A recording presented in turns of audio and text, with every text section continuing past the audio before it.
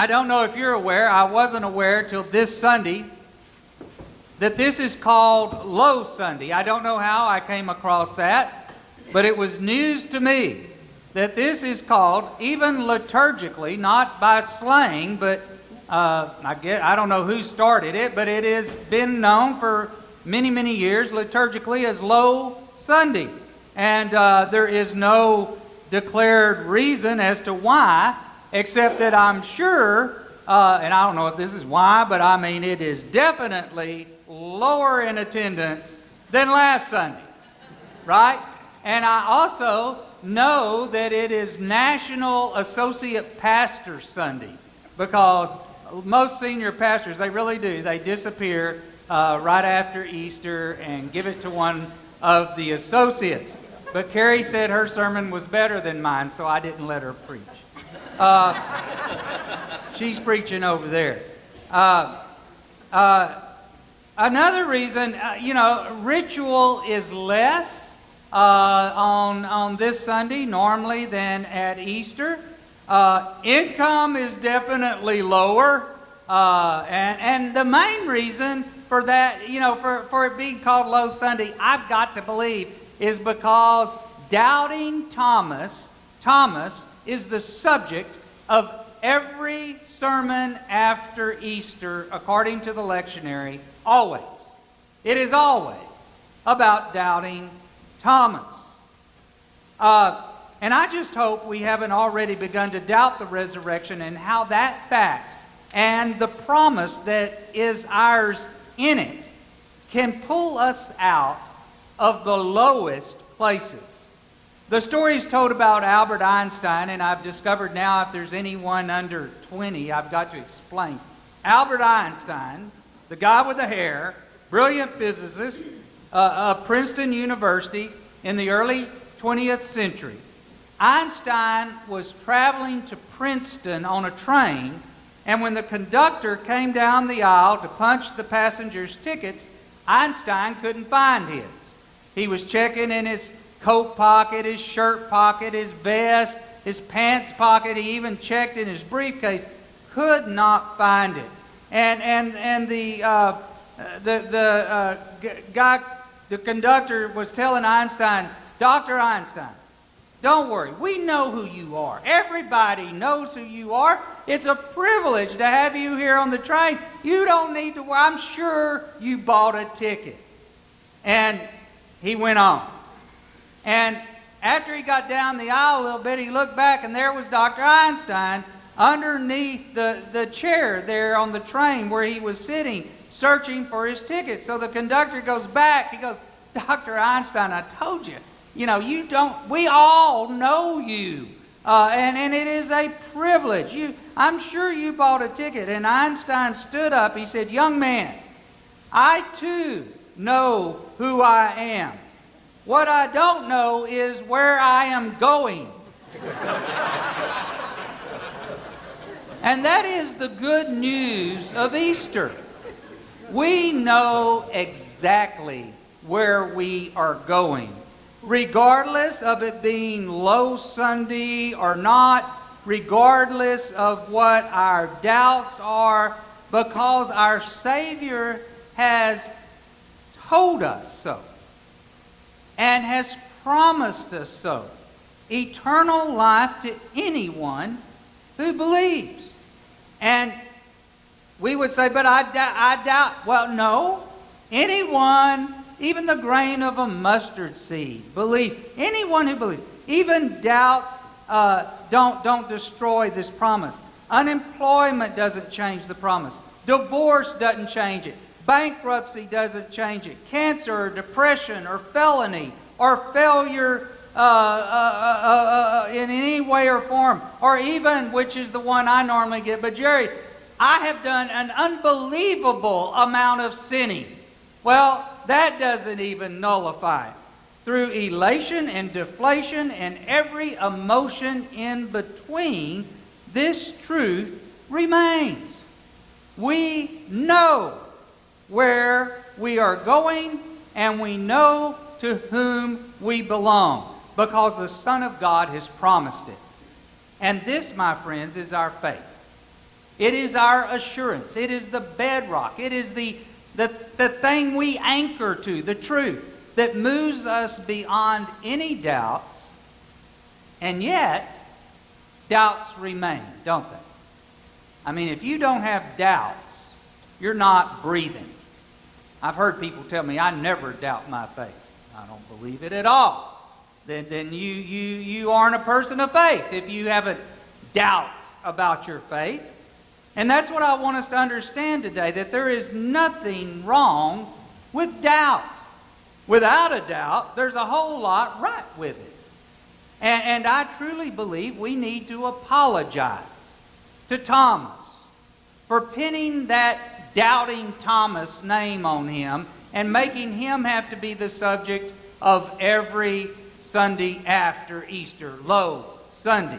Now, we don't follow the lectionary much, but we do now. But next year, I'm going to make sure doubting Thomas is not the lectionary or the reading that we do the Sunday after Easter. I might make him the subject of Easter next time. Who knows? But we need to apologize. You may be interested to know that in the first three Gospels, we are told absolutely nothing about Thomas. It is in John's Gospel that he emerges as a distinct personality. When Jesus turned his face toward Jerusalem, we talked about that a while back, and you know where he was going, to face the cross, to face death. When he turned his face to Jerusalem, what do you think the disciples were doing?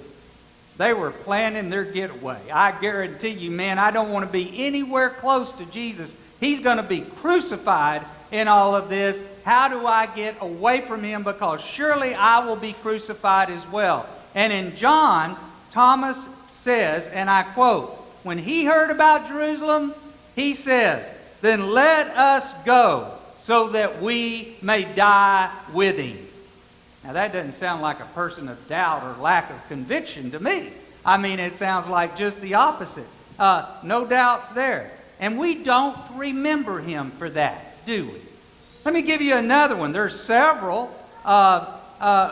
We also failed to point out that in this story of Thomas, in John, which is the only place you can find the story of Thomas, we have the one place in all the Gospels where the divine nature of Christ is proclaimed bluntly and unequivocally. He says, you are my Lord and my what? My God. Yes. Now, Peter was blessed for saying what? Thou art the Christ, the Son of the living God. Let's be clear about this. You are my God, begotten, the same as God. In fact, this is the fulfillment of John's Gospel. If you look at the first of John's Gospel, the first thing out the chute, chapter 1, verse 1. In the beginning was the Word, and the Word was with God, and the Word what? Was God. My Lord and my God. That's significant. That's the climax. That's the pinnacle of John's Gospel. Another point. Thomas wasn't with the others when Jesus came through the doors, the locked doors, and made an appearance right there to all the disciples, except for Thomas. And he has been blamed all through the ages because he must have just left his faith and abandoned Jesus and the disciples. And I'm telling you, I think it's just proof of who he was. He didn't abandon his faith or Christ. He was still out there saying, I'll die with him. He couldn't understand this resurrection. He's risen from the dead, and but all he said was, I've got to touch, I want to see this thing. I've got to see it to believe it. And Christ honored that with him. Right? I mean, that's not a doubt that is bad or to be ashamed of. Doubt isn't a bad thing. I believe Doubting Thomas, as we call him, probably had the strongest faith of all the disciples. And it came about very likely because he was willing to doubt. You remember last week when I told you that there's all kinds of proof and data to show that 90% of Christians still are clinging to the faith they had when they went to nursery school back years and years ago. Why? Because we hadn't been challenged. I gave you a sermon series not too long ago called Hell No. Now, I may not have changed all your minds, but I bet you I made you question and doubt. And for many of you, with tears running down your faces, you came to me, you moved and transitioned because of that doubt and looking into it to a greater place of faith, a place not of fear, a place of confidence and assurance and hope in a loving God. Doubt is a good thing. Doubt and faith are really not opposites of each other. Faith, rather, always lives on the edge of doubt. Doubt gives faith its character of risk and resulting growth. Without doubt, I can't even imagine the need for faith. If you had no doubt, why do you need faith? You just accept whatever comes, I guess, and that would be dangerous. In fact, my hope, my purpose as a child of God is that even with doubt existing all around me, by the Spirit of Christ dwelling in me, smile stretch put on Jesus, I might, in spite of the doubt, because of the doubt, be made uncomfortable and challenged and moved to a place of greater faith and greater hope than I've ever been before. Have you ever gone to a restaurant? Yeah, you have, but I mean, you're going to go this afternoon probably. I'm going on a diet Monday, by the way. Gluten-free, no sugar, no food. I really am, and I expect to die in this. So, but anyway, I love to go to restaurants. Someone suggested this to me one time. They said, have you ever tried just getting the appetizers? And by the way, when I wrote this down, I was on the typewriter and I put the hors d'oeuvres. Have you ever tried to spell hors d'oeuvres? I mean, seriously, I spelled it 7 or 8 times, never got it right, and I just put appetizer, okay? But it's something like hors d'oeuvre or something, I don't know. But I never got it. Spell check kept saying no, no, no, no, no.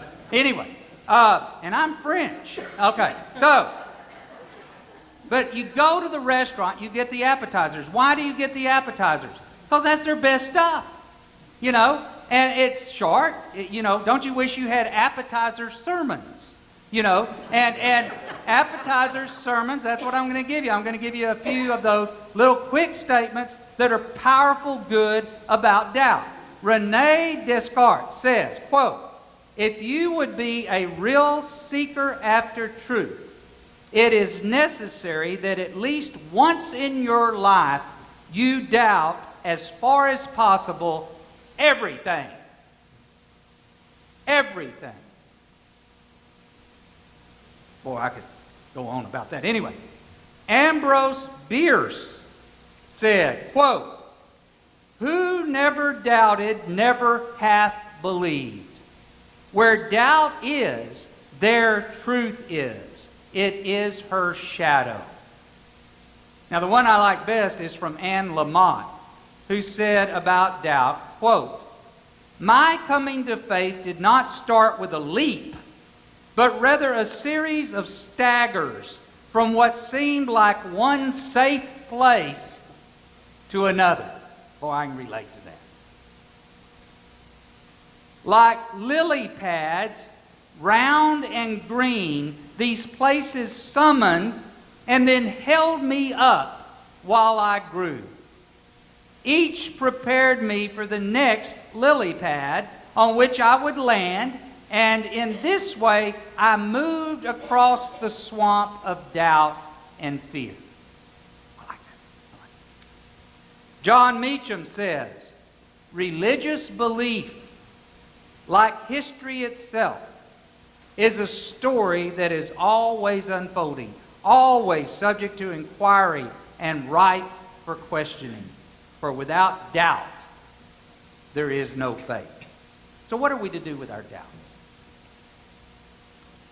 Let me put a little preamble in here. Let me warn you. I would doubt my doubts. Be careful. Don't take this flippantly, in other words. Doubt your doubts. Don't just go following anything, even if Jerry says it. Doubt what Jerry says. Doubt your doubts. But hold to your, if something is your bedrock of faith, cling to it, question it, doubt it, don't be flippant. But doubt everything. When it comes to put on Jesus' truths, maybe you should doubt your doubts a bit more. But never avoid them, as they can lead to tremendous blessing. Now, beyond that, I think it's best to do just what Thomas did. I think it's best that we bring our doubts to Jesus, and that is absolutely the best place to take them. Because Jesus isn't going to ridicule you for that. He's going to receive you joyfully because he's going to challenge you. I remember when I went to seminary, I not only had to doubt, they tore me to pieces. I was just muddled on the ground. And then they put me back together. When you go to Christ, I hope he challenges you and brings you to the fullness and the fulfillment of your doubts. The next lily pad, if you will, that he can bring you to. You probably won't be privileged to be in the presence of Jesus' risen body the way Thomas was, but here's what I suggest.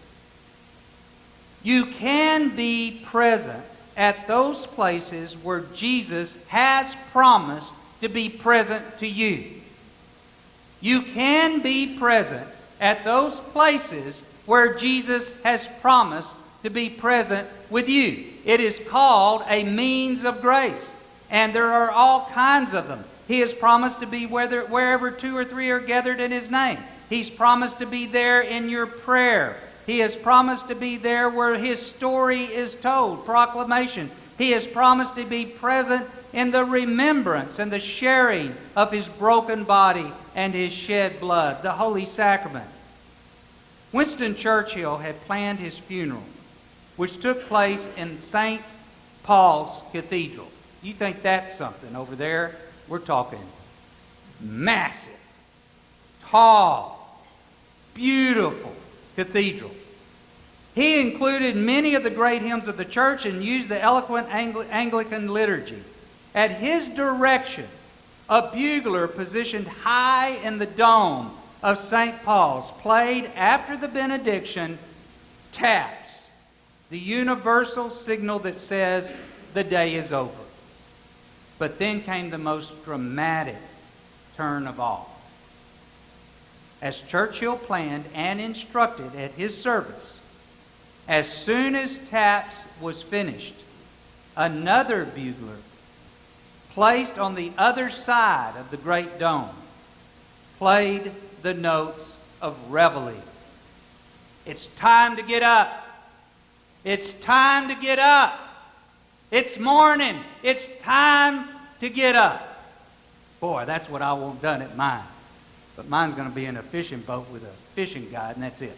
Don't know how that'll go. But that was Churchill's testimony. It's time to get up. Taps is not the last word for God's people. We don't give up. We get up. I invite you to the Holy Sacrament. Remember as you come to this place with all your doubts, it's not about you. It's about what God has done for you.